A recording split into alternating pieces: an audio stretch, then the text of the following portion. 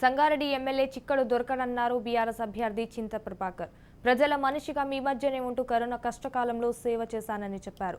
ప్రతి ఇంటికి కేసీఆర్ సంక్షేమ పథకాలు అందుతున్నాయని తెలిపారు.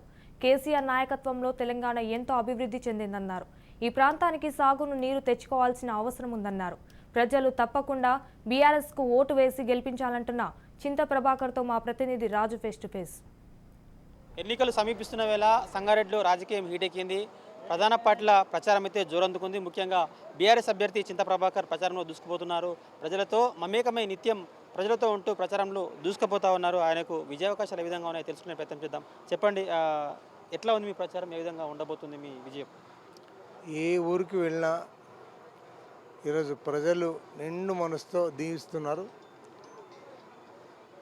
ప్రచారానికి వెళ్ళినప్పుడు ఏ గ్రామంలో కూడా అది ప్రచారం చేస్తున్నట్టుగా లేదు. విజయోత్సవ ర్యాలీ ఆ రకంగా వాళ్ళు మాకు సపోర్ట్ ఇవ్వటం, మాకు అండ నిలవటం, ఈరోజు మాకు ధైర్యాన్ని, అదే రకంగా వాళ్ళ ఆశీర్వాదం రెండు కూడా నాకు నమ్మకం కలుగుతూ ఉంది. గెలుపుకు ఏం డోకాలేదు. సీఎం గారు ఏదైతే నమ్మకం పెట్టిండో, నమ్మకం ఉంచి నన్ను ప్రజల దగ్గరికి వెళ్ళి ఆశీర్వాదం తీసుకో అని అన్నప్పుడు నాకు ప్రజలు ఆశీర్వాదం ఇస్తున్నారు. నిండు మనసుతో దీవించి సపోర్ట్ చేస్తున్నారు. ముఖ్యంగా ఇక్కడ గతంలో 5 సంవత్సరాలుగా వేరే అభ్యర్థి ఉన్నాడు. ఇప్పుడు మీరు ఎమ్మెల్యే అయితే ఏం చేయబోతున్నారు? 2014 మనకు తెలంగాణ ఏర్పడింది. ప్రజలు దీవించిండ్రు. నేను ఎమ్మెల్యేగా ఉన్నా. నేను 5 సంవత్సరాలు ఏం చెప్పినో అవన్నీ చేసినాం. 2018 స్వల్ప తేడాతో ఓడినప్పటికీ ప్రజల మధ్యనే ఉంటూ ప్రజా సమస్యల మీద ఎప్పటికప్పుడు పరిష్కారం చేస్తూ కరోనా కష్టకాలంలో కూడా అనునిత్యం ప్రజలతో ఉన్న ప్రజలకు ధైర్యాన్నిచ్చి, మనోధైర్యాన్నిచ్చి, వాళ్ళకు నిత్యావసర పని లేకపోవడంతో వాళ్ళు చాలా అలమటించినటువంటి పరిస్థితుల్లో నిత్యావసర సరుకులు ఇవ్వటం, హాస్పిటల్లకు సంబంధించిన ఆక్సిజన్ కానీ, వెంటిలేటర్ కానీ వాటికి సంబంధించి ప్రతి నిత్యం మనం ఆ పని కరోనా సమయంలో చేసినాం.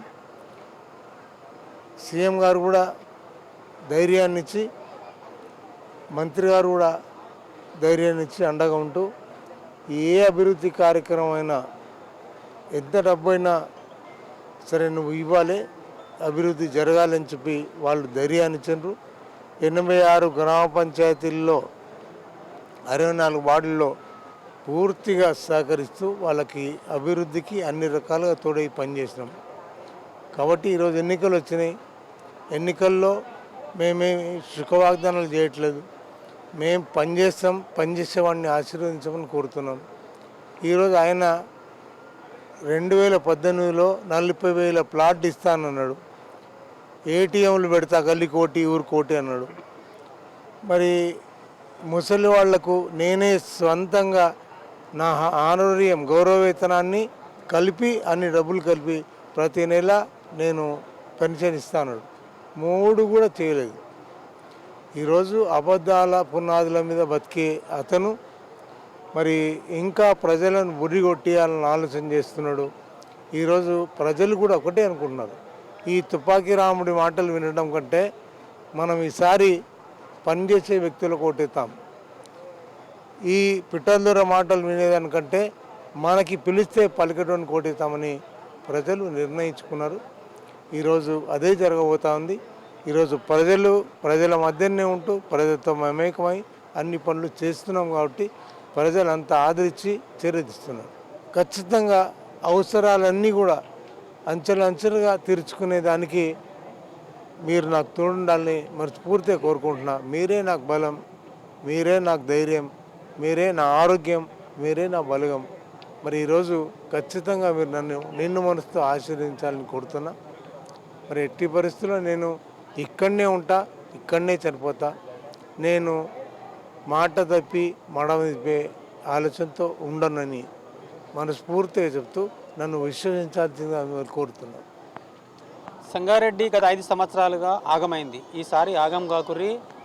మన ప్రభుత్వం వస్తే ఐటీ హబ్, అదేవిధంగా మరిన్ని పరిశ్రమలు తీసుకొస్తా, మెట్రో కూడా సంగారెడ్డి దాకా తెస్తా, మరింత విద్యను ప్రజలకందరికీ మరింత చేరువ చేస్తా, నన్ను ఆశీర్వదించండి, నేను మీలో ఒకనిగా ఉన్నా, మీతో పాటే ఉన్నా, కరోనా కష్టకాలంలో కూడా మీ ఇళ్లలోకి వచ్చిన నేను భార్యాభర్తలు చూసుకోలేని పరిస్థితుల్లో కూడా నేను అటువంటి సేవ చేసిన, కాబట్టి మీరు ఆగం కాకుర్రి, నన్ను ఈసారి గెలిపించుర్రి, మరింత అభివృద్ధి చేస్తా అని చెప్పి చింతా ప్రభాకర్ గెలిచేది నేనే, ప్రభుత్వం నన్ను ప్రజలు నిండు మనసుతో ఆశీర్వదిస్తున్నారు అని చెప్పి కూడా గంటాపదంగా చెప్తున్నారు సంగారెడ్డి బీఆర్ఎస్ అభ్యర్థి చింతా ప్రభాకర్. ఇది ఇక్కడ పరిస్థితి. కెమెరా పర్సన్ ప్రవీణ్తో రాజు, రాజ్ న్యూస్, సంగారెడ్డి నుంచి.